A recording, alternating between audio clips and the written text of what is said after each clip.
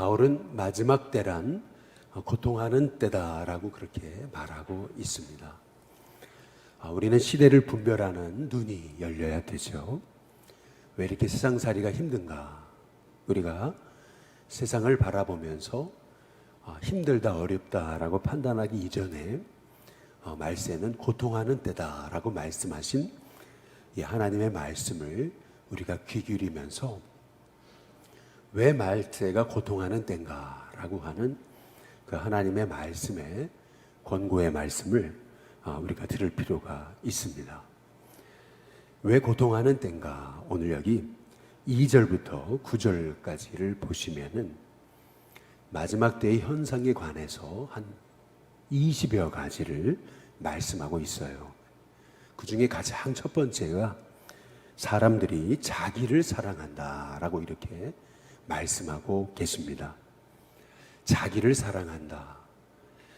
이 20가지 말세가 고통하는 때가 되는 이유가 되는 출발점이 자기를 사랑한다라고 하는 이 말씀이 실은 마지막 때가 고통하는 때가 될 수밖에 없는 그 이유에 관한 출발점이 되는 말씀입니다. 자기를 사랑하니까, 그러니까 돈을 사랑하게 되는 거고요. 자기를 사랑하게 되니까 자랑하고 교만하게 이제 되는 겁니다. 자기만을 사랑하게 되니까 남에 대해서 비방하고 또 부모를 거역하고 감사하지 못하더라라고 하는 그런 말씀입니다. 모든 고통의 출발점, 그 출발점을 결국 자기만 사랑하는 것에서 오늘 사도 바울은 우리에게 그 출발점이 있다라고 말씀하고 계시는 것입니다. 고린도서 5장에 보면은 우리가 잘 아시는 그런즉 그리스도 안에 있으면 새로운 피조물이라 이전 것은 지나갔으니 보라 새 것이 되었도다. 우리에게 고린도서 5장 17절에서 우리는 그리스도 안에 있는 새로운 피조물이다 라고 이렇게 말씀하고 계십니다. 새로운 피조물이란 완전 다른 주님의 창조물로 만드셨다라고 말씀하고 계시는 것입니다. 전과는 다른 완전히 다른 새로운 존재, 하나님이 새로 세우신 새로운 피조물, 그것이 바로 그리스도인의 삶이라고 하는 것을 우리에게 말씀하고 계십니다. 그렇다면 어떻게 사는 것이 그리스도의 삶, 그리스도인의 삶일까? 새로운 피조물의 삶은 어떤 것일까? 고린도후서 5장의 15절, 17절 앞에 부분에 보시면은 이렇게 말씀하고 계세요. 저희들이 이제는 저희 자신을 위해 살지 않고 저희들을 위해 죽으셨다가 다시 살아나신 분, 다시 말해서 예수님을 위해서 살게 하려 하심이라 라고 말씀하고 계십니다. 다시 말해서 새로운 피조물이란, 우리가 새로운 피조물답게 살아갈 수 있는 비결은 나만을 위해 사는 인생이 아니고 나를 위해 죽으시고 또한 부활하신 예수님을 위해서 살아가는 인생이 될 때 우리는 참 주님이 계획하신 피조물의 인생, 완전 새로운 존재, 주님의 자녀다운 삶을 살게 된다고 우리에게 말씀하고 계시는 것입니다. 그리스도 안에서 새로운 피조물이 된 존재는 삶의 방향과 목적이 완전히 바뀌어졌다는 얘기입니다. 죄라고 하는 것은 결국 나만을 바라보게 되고 나 중심적이 되게 하고 나의 만족과 쾌락을 위해서 이제 살아가게 하는 것이 죄라면 죄는 관역이 빗나간 것을 말하는 겁니다. 하나님이 만드신 본래의 목적이 있는데 죄를 지음으로 말미암아 그 목적이 잘못된 겁니다. 아무리 사람이 운동선수가 열심히 뛰어도 목적지를 바로 세우지 않으면은 열심히 뛴 만큼 목적에서 벗어나게 되는 것과 같이 마찬가지로 우리가 죄 가운데 있게 되면은 우리가 열심히 사는 것조차도 죄가 될 수 있는 것입니다. 따라서 그리스도인의 새로운 삶, 새 피조물 된 삶이란 관역에서 벗어난 것이 아니고 이제는 예수님이 나를 위해 십자가에 죽으시고 나의 모든 죄를 도말하셔서 이제는 새로운 피조물, 하나님의 자녀 되게 하셨기 때문에 우리의 인생은 더 이상 죄에 매여 사는 것이 아니고 이제는 나를 위해 십자가에 죽으시고 부활하신 그 예수님이 목적이 되셔서 하나님께서 주신 그 부르심의 상을 위해서 달려가는 새로운 목적을 향해서 나아가는 삶, 그런 삶이 바로 새로운 피조물 된 삶인데요. 그 새로운 피조물 된 삶은 이제 더 이상 나만을 위해서 살지 않고 나를 위해 죽으시고 부활하신 예수님을 위해서 사는 그런 존재가 되는 것이라는 것입니다. 따라서 이제 우리가 오늘 말씀에 잘 한번 말씀을 우리가 묵상해 보면은 결국에는 왜 마지막 때가 고통하는 때인가? 그 이유는 목적이 잘못되고 방향이 잘못되고 사랑의 대상이 잘못됐던 거예요. 4절에도 보시면은 쾌락을 사랑하기를 하나님을 사랑하는 것보다 더하다라고 그렇게 말씀하고 계시잖아요. 자기를 사랑하니까 목적이 잘못됐어요. 관역에서 빗나갔습니다. 그러다 보니까 사랑해야 될 분을 사랑하지 않고 사랑하지 말아야 될 것을 이제 사랑하게 되더라라고 하는 겁니다. 이게 죄거든요.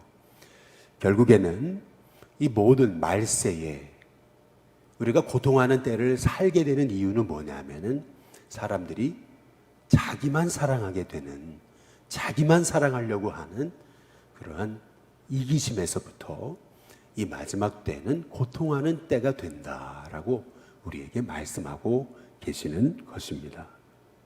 심지어는 오늘 여기 6절에서부터 이제 9절에 보면은 이단에 대해서 과거 모세 시대에 있었던 이 얀네와 얌브레가 모세를 대적한 것을 통해서 이 이단에 관해서 이제 말씀하고 계시거든요.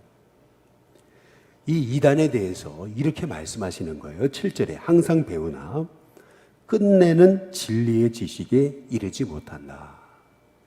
열심히 공부하고 배우고 그리고 열심히 그들의 공동체에서 훈련받는 것 같지만 결국에는 그들이 배우는 지식은 진리의 지식에 이를 수 없는 관역이 빗나간 지식이다라고 그렇게 말씀하고 계시는 겁니다. 따라서 오늘 여기 말씀에 보시면은 심지어는 이단도 왜 생겨났는가? 마지막 때 왜 이렇게 이단들이 많이 생겨나는 건가? 그 이유는 결국 자기를 사랑한 잘못된 그런 한 영적인 교만과 욕심과 타락에 빠진 그러한 거짓 선지자들로 인해서 마지막 때 이렇게 수많은 이단들이 일어나게 된다라고 하는 겁니다. 결국 이단이 일어나는 그런 출발점, 그것은 오늘 2절 말씀처럼 사람들이 자기를 사랑하다 보니까 사랑해야 될 분 하나님, 사랑해야 될 분 예수님을 사랑해야 되는데 자기를 사랑하다 보니까 말씀에서도 관역이 빗나가는 겁니다. 아무리 배워도 소용없다는 거죠. 그 이유는 관역이 빗나갔기 때문에 열심히 쏘면 쏠수록 오히려 더 그것은 사람을 해치는 그러한 참 어리석은 인생이 될 수밖에 없기 때문에 사도 바울은 마지막 때 왜 이렇게 고통하는 때인가? 그 고통의 때의 이유를 결국에는 자기만 사랑하는 자기 사랑에 있음을 오늘 사도 바울은 우리에게 말씀하고 계시는 겁니다. 물론 우리가 우리 자신을 참 귀히 여기고 또 우리 자신에 대해서 자기를 사랑할 수 있어야 남을 사랑할 수 있습니다. 자기를 사랑할 수 없는 사람이 남을 사랑할 수는 없죠. 그래서 내 이웃을 내 몸과 같이 사랑하라 라고 하는 말씀의 첫 출발점은 먼저는 너가 너 자신을 귀히 여기고 너 자신을 사랑할 수 있어야 된다 라고 말씀하시는 것이 출발점입니다. 그러나 오늘 여기 말씀에서 사람들이 자기를 사랑한다라고 하는 말씀의 의미는 소위 예수님이 내 이웃을 내 몸과 같이 사랑하라라고 하셨던 그 사랑, 아가페의 사랑을 의미하는 게 아닙니다. 여기 있어서 사람들이 자기를 사랑한다라고 하는 것은 에로스적인 그 자기만을 사랑하는 그런 잘못된 사랑을 이제 말씀하고 계시는 것이죠. 따라서 오늘 여기 말씀을 통해서 우리가 그러면 이 마지막 때에 우리가 어떻게 살아야 되는가라고 하는 그 참 놀라운 하나님의 비밀의 말씀을 우리가 깨닫게 돼요. 오늘 여기 왜 말세에 고통하는 때인가? 그러면서 한 20여 가지에 관해서 사람들이 감사하지도 않는다. 원통함을 풀지도 않는다. 이제 이렇게 말하거든요. 원통함을 풀지 않는다라고 하는 것은 이것은 풀지 못한다라는 얘기가 아니고 풀지 않는다는 얘기입니다. 의도적인 그런 마음의 강팍함을 말씀하고 있는 거예요. 원통함을 풀지 않으니까 마음에 분노가 가득하니까 자꾸 모함하게 되죠. 절제하지 못해요. 성령의 9가지 열매에서도 사랑과 희락과라고 시작하죠. 근데 끝은 절제로 끝납니다. 항상 성령의 열매는 사랑으로 시작했으면 그 사랑이 절제로 끝난다라고 하는 사실을 우리에게 말씀하고 계세요. 언제든 절제 없는 사랑, 그것은 항상 문제가 생겨지는 거죠. 절제가 되지 않는 열심도 실은 문제가 되는 거예요. 아무리 좋은 것도 절제가 되지 않으면 안 되는 것이죠. 전에 춘천에서 섬길 때 한 장로님께서 갑자기 이렇게 쓰러지셨어요. 그래서 아니 무슨 일인가 해서 신방을 가봤더니 꿀을 너무 많이 드신 거예요. 몸이 이렇게 허하고 춥고 막 떨리고 그래가지고 그래서 몸을 이렇게 조금 추스리시려고 꿀을 드셨는데 너무 많이 드신 거예요. 그래가지고 당이 너무 올라가가지고 그래서 쓰러지신 거죠. 그래서 다행히 이렇게 응급처치가 잘 돼가지고 그래서 잘 회복되셨는데 그때 이제 깨달은 것은 그런 거예요. 아무리 좋은 것도 많이 먹으면 문제가 되는 거다. 어떤 거든 간에. 그래서 성령의 9가지 열매도 사랑과 희락과 화평과 라고 말씀하시다가 절제로 끝난다는 것은 이것이 바로 성령이 주시는 열매. 우리에게 한량없는 은혜를 주시지만은 그러나 그 은혜조차도 절제할 수 있는 그 절제의 은혜. 그것이 성령의 역사거든요. 그런데 오늘 이 마지막 때에 사람들이 자기만 사랑하니까 절제가 안 된다는 거예요. 절제를 못 합니다. 실은 악한 마귀는요, 우리의 마음에 견고한 진을 세우는 거예요. 그래서 어렸을 적부터 우리가 가정에서 자녀를 양육할 때 그 자녀에게 신앙의 길을 바로 잡아주는 거, 그 너무나 중요한 거예요.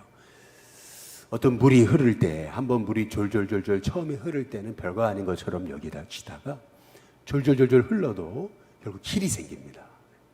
그래서 한번 물이 조금씩 많아지게 되면 그 조그만한 길을 통해서 계속 더 흐르게 되죠. 그러다 보면은 땅이 패이게 되고 그러다 보면 그게 길이 돼버려요.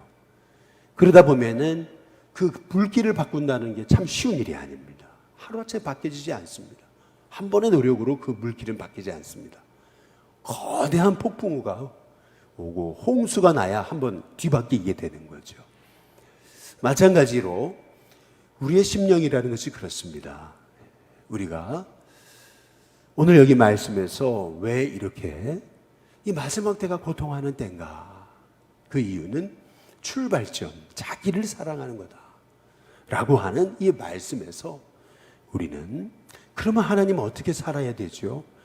어떻게 이 마지막 때, 이 고통하는 때, 신음하는 때에 우리가 하나님의 자녀답게 새로운 피조물답게 어떻게 살아야 되죠? 우리 하나님께서 우리에게 주시는 말씀은 이것입니다. 반대 정신으로 살라는 겁니다.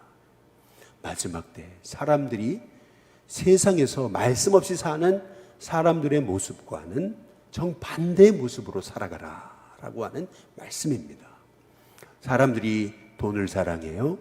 그러면 우리는 반대 정신이 뭡니까? 우리는 하나님 주시는 물질을 가지고 저축하고 또 열심히 벌 뿐만 아니라 그것을 위해서 우리가 주님을 위해서 참 가볍게 쓸 수 있는 하나님의 사람이 되기 위해서, 돈의 노예가 되지 않기 위해서 나누고 베풀고 섬기는 하나님의 종이 되도록 우리가 철저하게 하나님의 자녀다운 물질의 규모를 세워서 그 물질을 주님이 기뻐하시는 대로 사용하기 위해서 우리의 삶에 이 규모를 잘 세울 필요가 있다라는 거죠. 또 사람들은 원통함을 풀지 않습니다. 감사하지 않습니다. 만약에 그렇다면 우리는 또 반대 정신으로 살아가는 거예요. 우리는 늘 감사하면서 사람들이 원망하고 불평하고 해도 우리는 반대 정신으로 사는 겁니다. 노 하는 거죠. 또 하는 거. 그리스도인으로서 우리가 늘 예스, 세상을 향해서 세상이 유혹을 해도 그래 이것이 아니고 우리는 세상이 주는 유혹에 대해서 노 할 줄 아는 하나님의 사람이 될 때 우리는 마지막 때를 잘 사는 사람이 되는 거죠. 노아처럼 말이에요. 세상이 죄악이 관영해요. 세상이 죄악으로 가득합니다. 그러나 그때 노아는 그 세상에 관해서 노라고 선포하잖아요. 그랬더니 하나님이 어떤 복을 주십니까? 하나님께서 노아에게 은혜를 입게 하셨다라고 이렇게 말씀하고 계십니다. 그러나 노아는 하나님의 은혜를 힘입었다라고 창세기에서 분명히 말씀하고 계세요. 은혜를 힘입었다라고 하는, 은총을 입었다라고 하는 말씀은 노아는 하나님으로부터 특별한 페이버를 얻었다라고 하는 말입니다. 페이버라고 하는 말은 하나님이 특별히 노아에게만 하나님이 기이한 은총을 주셨다라고 하는 말씀인데요. 마지막 때에 노아가 세상에 관해서 노를 선포하면서 세상에 관해서 이 세상대로 살지 않겠습니다라고 선포하면서 거룩한 노를 선포할 때, 디바인 노를 선택할 때 하나님께서는 노아에게 특별한 은총을 입게 하세요. 특별한 은혜를 입게 하시는 거거든요. 마찬가지로 저와 여러분의 인생에도 이 세상과 반대 정신으로 우리가 살아가고자 하는 그런 영적 결심과 결단과 고백이 필요한 것입니다. 세상과는 반대 정신. 세상은 어찌 보면 경건의 모양만 있잖아요. 겉으로만 그렇게 은혜 있는 척, 믿음 있는 척 하지만은 우리는 아니죠. 우리는 우리의 은혜의 깊이를 하나님께 내리고 예수님께 내리고 무명한 자 같으나 유명하고요. 약한 자 같으나 강하고 그리고 무기력한 자 같지만은 절대 무기력한 자가 아닌 그런 하나님의 종으로서 경건의 능력 있는 하나님의 종으로서 우리는 은혜의 깊이 뿌리를 내리고 세상은 쾌락을 사랑하지만 우리는 하나님을 사랑하고 우리는 끊임없이 하나님의 뜻대로 살기 위해서 Divine No, 거룩한 노를 선포하면서 우리가 하나님의 말씀대로 살기 위해서 세상은 자기를 사랑하지만 우리는 하나님을 사랑하고 그리고 내 이웃을 내 몸과 같이 사랑하라고 말씀하신 그 하나님의 말씀을 쫓아서 이 마지막 때를 사는 것입니다. 그렇게 될 때 저와 여러분 이 말세에 고통하는 때 오히려 노아에게 주셨던 그 특별한 은혜, 특별한 페이버를 저와 여러분에게 허락해 주실 줄로 믿습니다. 바라기는 이 마지막 때 하나님의 자녀로서 이 반대 정신, 하나님이 주신 이 말씀의 은혜 가지고서 우리가 디바인 노를 선포하면서 노아처럼 이 마지막 때에 하나님이 기뻐하시는 믿음의 방주를 세우고 주님의 교회를 세워가고 주님의 기뻐하시는 믿음의 공동체를 세워가는 저와 여러분이 다 될 수 있게 되기를 주님의 이름으로 축복합니다. 우리 찬송가 435장 우리 함께 찬양 부르겠습니다.